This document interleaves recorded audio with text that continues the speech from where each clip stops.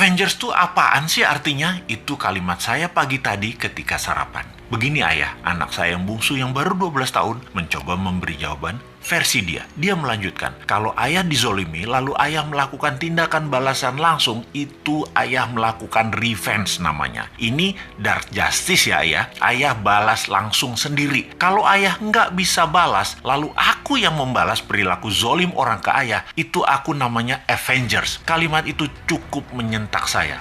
Lumayan juga diajari anak zilenial ini. Straight to the gut, langsung tonjok perut. Dia melanjutkan, jadi ide-ide ayah di sosmed kalau banyak yang bergerak lalu membuat kekuatan melawan Thanos dunia, mereka adalah Avengers di dunia nyata.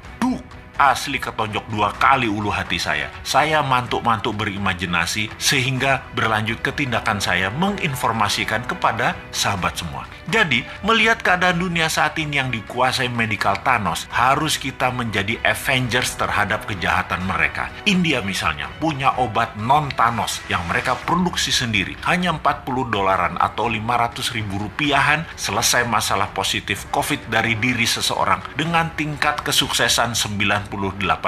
Di sisi ekonomi, keadaan ekonomi dunia yang dikuasai Thanos, ekonomi yang namanya dolar dan sistem pinjaman IMF, kita harus buat imbangannya dengan rupiah. Thanos lain kita juga harus punya solusinya, yaitu mengalahkan Thanos teknologi Tiongkok, Thanos produk Tiongkok, Thanos uang Tiongkok, SDM Tiongkok yang sering dilindungi pejabat, yang kalau diganggu sama warga Indonesia akan mati Indonesia itu, dan tidak akan dibantu lagi Indonesia itu sama Tiongkok. Ini berbahaya buat Tiongkok, karena negara Tiongkok adalah satu-satunya yang bisa menolong ekonomi, dan jangan bikin marah, karena mereka jadi nggak bisa bantu nantinya. Pejabat segitu rendahnya ya ke NKRI-anmu, kok herannya masih berkuasa dia, padahal rakyat nggak pilih dia loh, tapi dia bisa melakukan apa aja saat ini. Segitu kuatnya tanaman program mindset di masyarakat ya. Tapi bener deh, saat ini buzzer banyak yang japri DM ke bosman untuk tobat, bahwa setelah keluarga mereka banyak terpapar COVID dan bahkan meninggal, mereka mikir juga untuk selamanya menjadi corong semu kebenaran. Waduh, bahaya ini kalau lover jadi hater. Kita tidak boleh membenci saudara sebangsa. Kita hanya mengingatkan perilakunya buzzer yang menjadi ancaman integritas dengan produknya membenci sesama anak bangsa. Kita harus sudahi. Para buzzer, tobat. Andalah pemecah belah kesatuan NKRI. Juga mereka di sekeliling pejabat di istana yang parnoan karena tidak ingin sisi lain anak bangsa dapat porsi.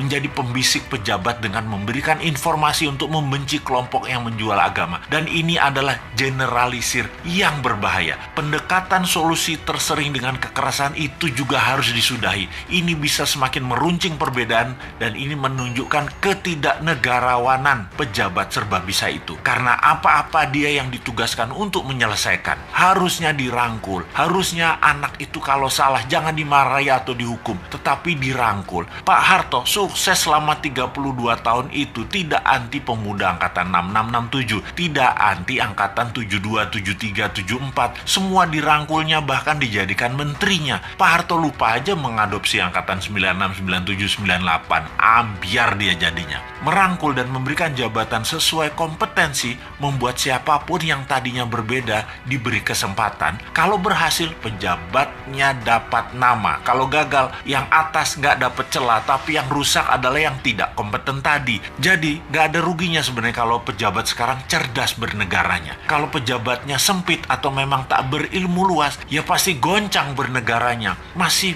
belum nyadar juga ya wahai para pejabat ini. Ubahlah segera, reshuffle kabinet dengan mengganti 50% orang baru yang new mind. 3 tahun ke depan cukup membuat negara ini keluar dari arah yang miring ke satu sisi. Dan ingat, ada 190 negara lain yang bisa kita kerjasamakan, bukan hanya Tiongkok saja. Bener deh, yang tidak kompeten dan tidak cocok dengan perang dunia ketiga ini jabatannya dilengserkan, ganti dengan 30 orang baru. Tapi ya sudahlah, jabatan ada batasnya kok. Kita kembali ke Avengers. Dunia saat ini dikuasai dark side, dikuasai Thanos. Pertama, kita harus melakukan pemahaman dulu bahwa globalis cabal itu ada, tindakannya kejam, dan negara-negara pejabatnya yang lemah nasionalismenya pasti kemakan mereka, dan negaranya tadi jadi jajahan versi baru. Kita harus edukasi bangsa Indonesia ini jangan bergantung pada asing-asing dan globalis, tetapi tetapi kita harus berdikari. Kekuatan ekonomi sendiri, kekuatan kesehatan sendiri, bergandeng tangan dengan mereka yang nasionalis di luar juga banyak. Seperti India salah satunya.